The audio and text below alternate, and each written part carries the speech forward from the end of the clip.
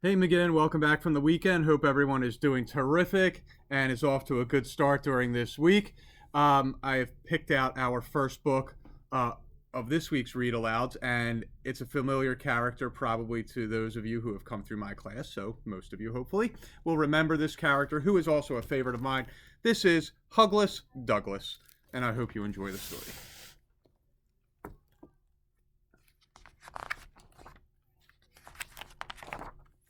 One spring morning, a sleepy someone let out a big yawn from the back of a deep dark cave. It was a young brown bear, and his name was Douglas. "I need a hug," said Douglas. So he wriggled out of his pajamas, brushed his hair, put on a scarf, and went to look for one.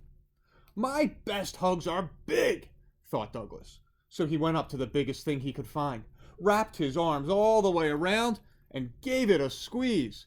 It didn't feel right. "Oof," grunted Douglas. "It's a bit too heavy." "My best hugs are tall," thought Douglas. So he went up to the tallest thing he could find. He hugged the bottom, he hugged the middle, and he hugged as high as he could reach. But it was all wrong, and it gave him splinters. "My best hugs are comfy," thought Douglas, and he trotted toward a cozy-looking bush. He hugged the bush, but something felt very odd. The leaves quivered and trembled and ran away. "Give me a hug!" cried Douglas. "No," bawled the sheep. "We're too busy." He scooped up armfuls anyway and tried to cuddle them gently, but they kicked and squirmed and didn't like it at all. "Poor Douglas, why can't I find a hug?" he said.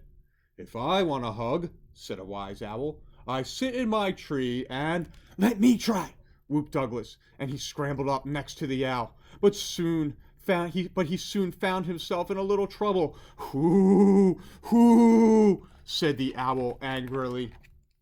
"I only wanted a hug," sniffed Douglas. "Perhaps there's one down here." He felt something long-eared and rabbity and gave it a tug. Douglas could tell the rabbit didn't want a hug. He sniffed again, and without thinking, wiped his nose on its fluffy tail. "Excuse me," shouted the rabbit. "Put me down." "But I need a hug," said Douglas, "and I can't find one anywhere."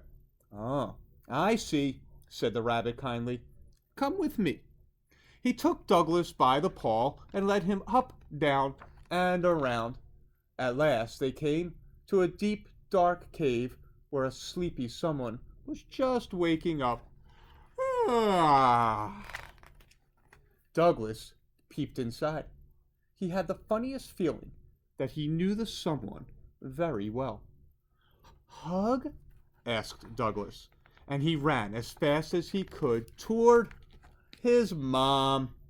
"Come to think of it, my best hugs are from someone I love," said Douglas, and he snuggled into the biggest, warmest arms he knew. So boys and girls, I hope you enjoyed our visit with one of my favorite characters, Hugless Douglas. Sometimes that hug we need is right around the corner, right where you know to find it, and they'll be appreciative of getting a hug from you too. All right, McGinn, we'll be back with more read alouds this week. You have a terrific night, and I'll see you soon.